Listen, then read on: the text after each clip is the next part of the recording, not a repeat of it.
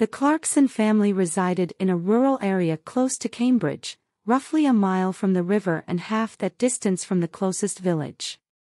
They lived in a large, ancient house with a lovely yard, plenty of flowers, and numerous mature trees. On a Thursday in July, Jackie entered the house via the backyard. She was a tall, chubby woman in her 30s. She wore a warm brown skirt and a yellow shirt despite the fact that it was the warmest day of the year. To fetch a glass of water, she entered the kitchen. The phone suddenly rang. Jackie replied, Cambridge 1379. Hello. It's Diane here. I want to speak with my mother. Jackie said, Mother isn't here. She is at the doctor, I hear. Why? What's going on? Everything is okay, Jackie said. Why are you calling? Are you planning to visit this weekend? Mother desires that everyone attend. Yes, I do want to go, Diane replied. I'm calling because I can't afford a train ticket. No money. Your mother always gives you cash. Diane sneered, this phone call is really costly. Please tell Mother. I want the funds.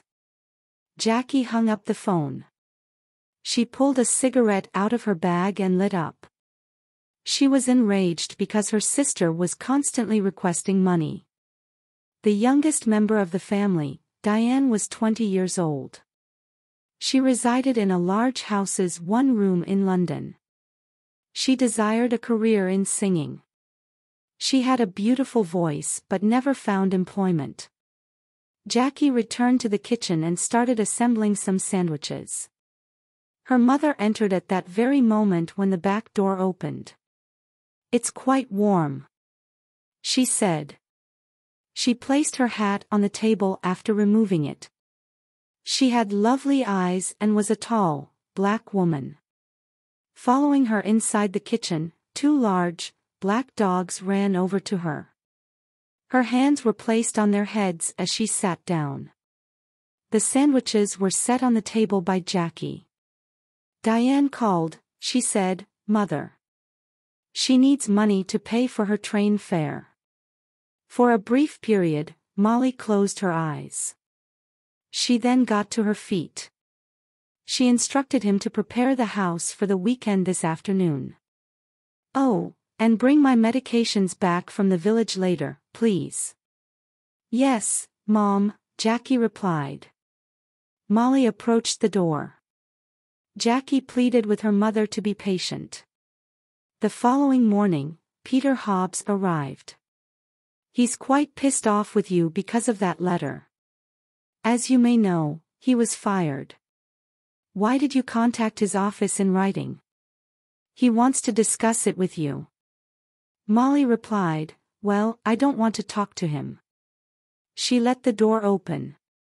However, Mother, you don't comprehend. It was his first job, and he's only 17. He is incredibly furious. He declares that he will murder you. Molly remained silent. After leaving the room, she shut the door. It was Saturday night, 7 o'clock. Jackie occupied the window space. An automobile approached the front door cautiously and came to a stop.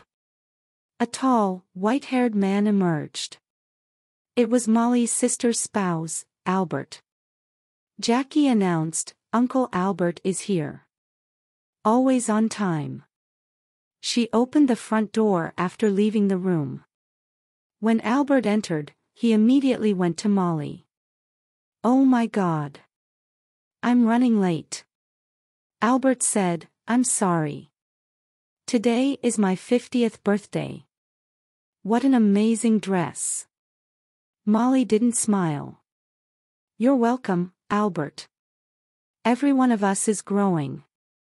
She was dressed in a long black dress tonight, and the two black dogs were seated at her feet. The entire group has arrived at this time. We should go inside for dinner, she added. After rising, everyone headed to the table. The table is lovely, Jackie. What beautiful roses. Diana said with long, black hair and deep blue eyes. She was a stunning young woman. Her attire was a long crimson dress. Roger took a seat close to Albert. Roger was Molly's second child and a son. He resided in a luxurious home in Cambridge. Albert reported, "Someone named Peter stopped me down the road." "Who is he?" "You have his utmost rage, Molly." Jackie instantly remarked, "That's Peter Hobbs, from the house across the road." She turned to face Molly across the table. "He was fired last week, and now he's upset with everyone." Albert remarked, "It's Molly he doesn't like." Molly remained silent. Everyone started eating. "How are you, Aunt Annie?" Jackie inquired. "She's become a lot worse," Albert remarked. "She spends all of her time in bed. She requires nursing care around the clock." "I apologize," Molly said. Albert put down his fork and turned to face Molly. "You know, it's incredibly pricey and tough. Due to the fact that Molly doesn't go see Annie, Annie is quite upset. She adores you dearly. You understand that you are her younger sister." For a brief period, Molly closed her eyes. "I am aware of it, Albert. Despite being 50 years old, I have always been her little sister. We may discuss it further later, then." Albert giggled. "Oh, sure, let's discuss later. With you, Molly, everything happens afterwards. Forever tomorrow, no, not today." Jackie kept an eye on her mom. Albert had enraged her mother. Because Annie was in such bad health, Molly disliked visiting her and never enjoyed talking about her. "Diane, what a lovely dress. Is it new?"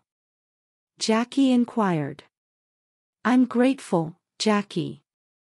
It is new and quite pricey, yes." Diane said, "I got it on Wednesday." She gave Jackie a smile. "All of your possessions are pricey," Jackie remarked. She recalled the Thursday phone call regarding the train ticket. Diane remarked, "I don't like inexpensive items. And I will soon require further funding. I'd like to visit America. Roger, can you please assist me?" "Oh no," whispered Roger. "Diane, no one wants to assist you. We all know you don't enjoy working, but we still want you to get employment." Diana chuckled. "It's irrelevant, Roger. I don't need your assistance. Mom always lends a hand. Mother is my greatest affection." She flashed a gorgeous, fast smile. But she had icy eyes. Jackie turned to face her mom. Molly had a whitish face. Jackie was unable to comprehend. Was Diane's mother scared of her? Jackie desired that her mother enjoy herself today. "Uncle Albert, would you like some more meat?" Jackie inquired. "Roger, could you please provide additional drinks for everyone?" After standing up, Roger started to pour more wine for everyone. He responded, "This is fantastic wine." For the first time, Molly grinned. "Your father did enjoy this wine," I said. "He drank it frequently." "Yes," Albert replied, turning to face Molly. "Also expensive. Roger, would you be interested in meeting Mr. Briggs this weekend?" Jackie soon questioned. "He is the farm's newest employee. He'd like to meet you." "Briggs? Briggs?" Suddenly furious, Molly said. "Don't discuss that man with me. I'm not a fan of him. He wants to use his farm as half of my garden. He claims that he needs more acreage. He is not welcome in my home. He has poor teeth and is constantly filthy. Jackie climbed to her feet to grab her purse. Excuse me, I'd want to smoke. Cigarettes. Always have a smoke in your mouth, Molly remarked. I object to it. Cigarettes are harmful to your health. Jackie lit up a cigarette. She was upset, but she remained silent. It was challenging for her to make her mother pleased this evening. More wine was drunk by Roger. Mother, maybe Mr. Briggs is correct. You should be aware of how large the garden is. You have a lot of work to do. Also large is the residence. You've just turned 50. You must use extra caution. Roger. You know, I don't need a nurse. Every day I work in the garden because it makes me happy. Getting up, Molly.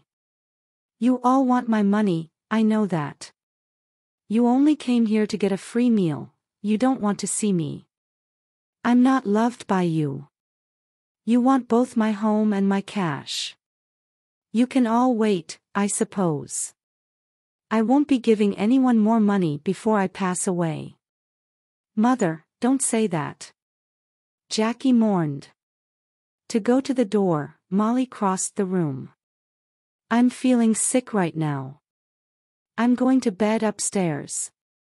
Nobody will receive additional money from me before I pass away. Molly departed the space. Nothing changed.